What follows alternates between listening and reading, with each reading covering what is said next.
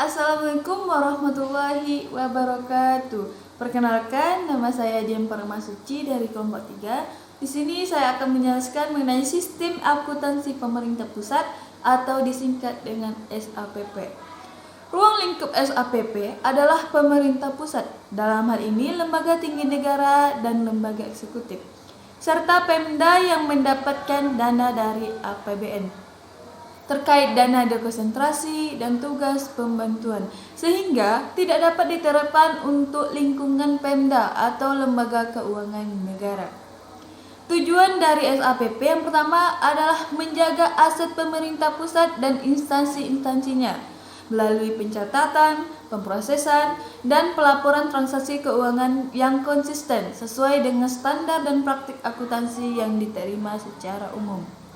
Yang kedua adalah menyediakan informasi yang akurat dan tepat waktu tentang anggaran dan kegiatan keuangan pemerintah pusat, baik secara nasional maupun instansi yang berguna sebagai dasar penilaian kinerja untuk menentukan ketaatan terhadap otoritas anggaran dan untuk tujuan akuntabilitas. Karakteristik SAPP yang pertama adalah basis akuntansi. Basis akuntansi yang digunakan dalam lembaga keuangan pemerintah adalah basis kas untuk pengakuan pendapatan, belanja, dan pembiayaan dalam laporan realisasi anggaran dan basis akrual untuk pengakuan aset, kewajiban, dan ekuitas dalam neraca.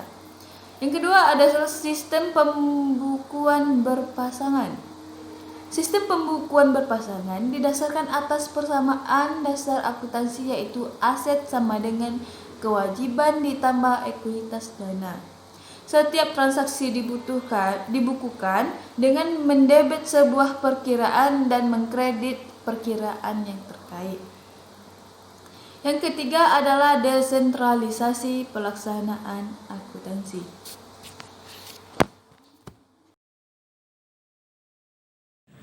Halo teman-teman semua.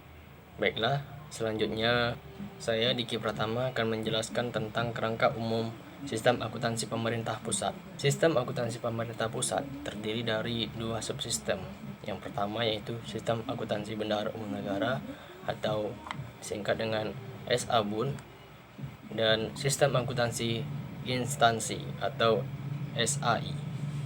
Nah, pada sistem akuntansi bendahara umum negara atau SABUN dilaksanakan oleh Kementerian Keuangan selaku bendahara umum negara dan pengguna anggaran bagian anggaran pembiayaan dan perhitungan atau disingkat BAPP.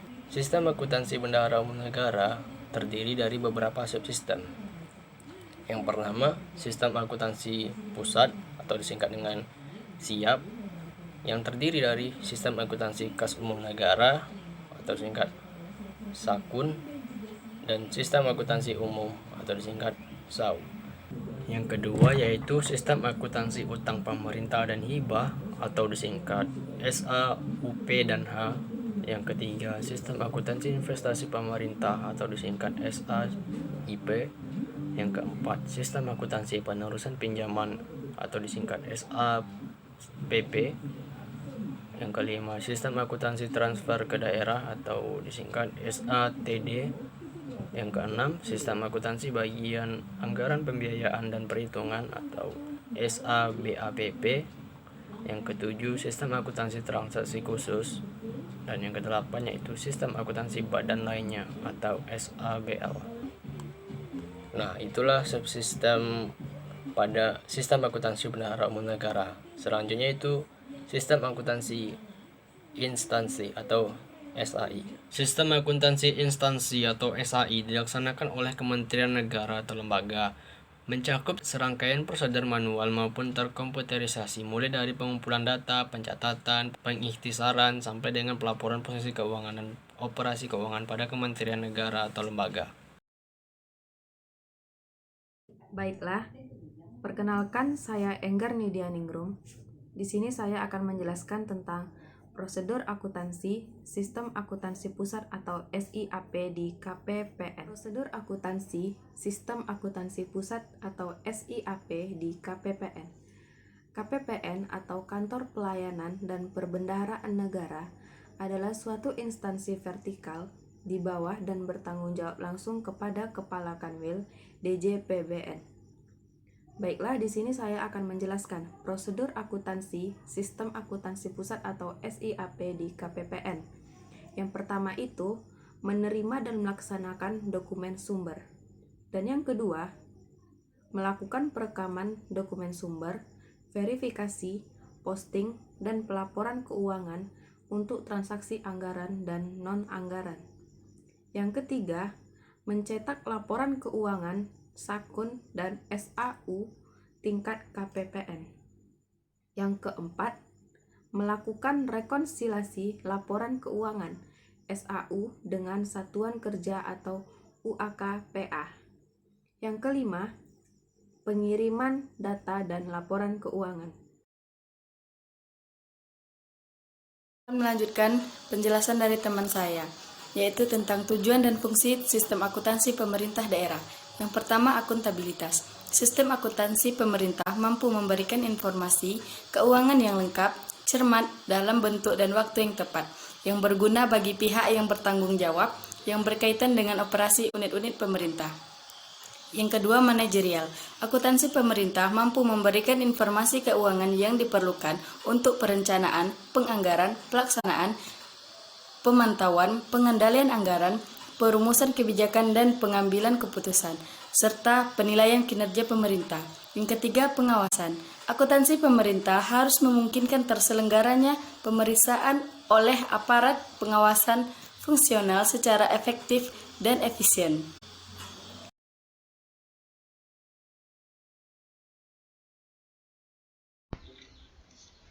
Baik, saya Milana Vitasari akan melanjutkan presentasi teman saya. Dengan informasi keuangan yang tersedia pada sistem akuntansi pemerintah, institusi atau pegawai yang mengelola keuangan dapat menggunakan SAP berfungsi.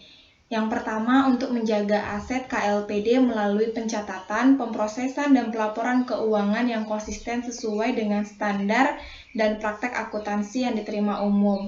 Yang kedua, untuk menyediakan informasi yang akurat dan tepat waktu mengenai anggaran dan kegiatan keuangan KLPD yang berguna sebagai dasar pengukuran kinerja untuk menentukan ketaatan terhadap otoritas anggaran dan untuk tujuan akuntabilitas.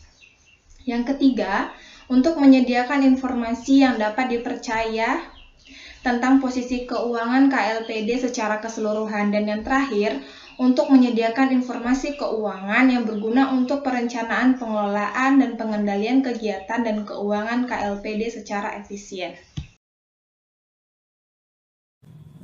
Baiklah, saya Muhammad Farizi akan melanjutkan pembahasan sistem akuntansi penerimaan dan pengeluaran kas.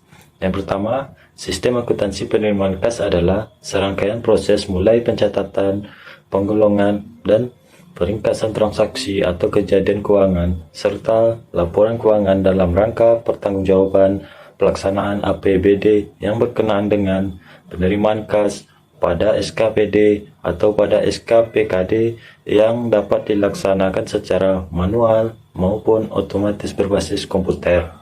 Pelaksanaan sistem akuntansi penerimaan kas adalah sebagai berikut. Yang pertama, tingkat SKPD dilaksanakan oleh PPK, SKPD, Bendahara Penerimaan, dan Bendahara Penerimaan Pembantu. Yang kedua, tingkat SKPKD dilaksanakan oleh PPKD, yaitu Pejabat Pengelola Keuangan Daerah, Fungsi Akuntansi, Bendahara Penerimaan, dan Bendahara Penerimaan Pembantu. Selanjutnya, sistem akuntansi pengeluaran kas adalah serangkaian proses mulai pencatatan, penggolongan, dan peringkasan transaksi atau kejadian keuangan serta laporan keuangan dalam rangka pertanggungjawaban pelaksanaan APBD yang berkenaan dengan pengeluaran kas pada SKPKD atau pada SKPKD yang dapat dilaksanakan secara manual maupun secara otomatis berbasis elektronik. Pelaksanaan sistem akuntansi pengeluaran kas adalah sebagai berikut. Yang pertama, tingkat SKPD dilaksanakan oleh PPK, SKPD, dan Bendahara Pengeluaran. Yang kedua, tingkat SKPKD dilaksanakan oleh PPKD beserta fungsi akuntansi dan Bendahara Pengeluaran.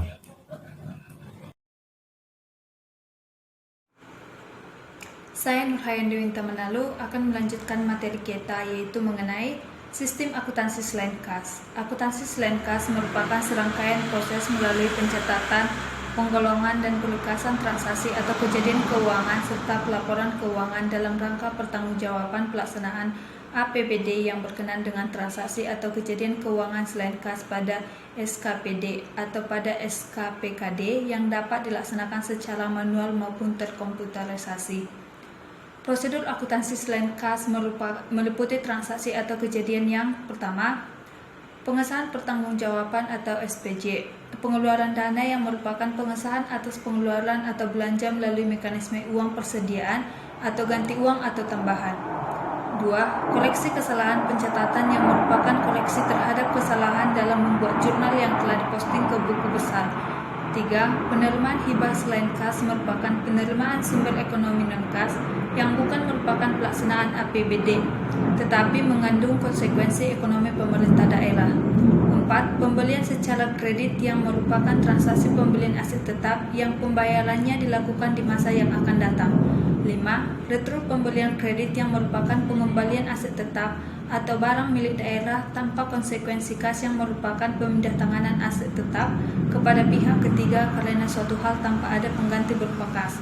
6. Penerimaan aset tetap atau barang milik daerah tanpa konsekuensi kas yang merupakan perolehan aset tetap akibat adanya tukar-menukar dengan pihak ketiga. Demikian yang dapat saya sampaikan. Terima kasih.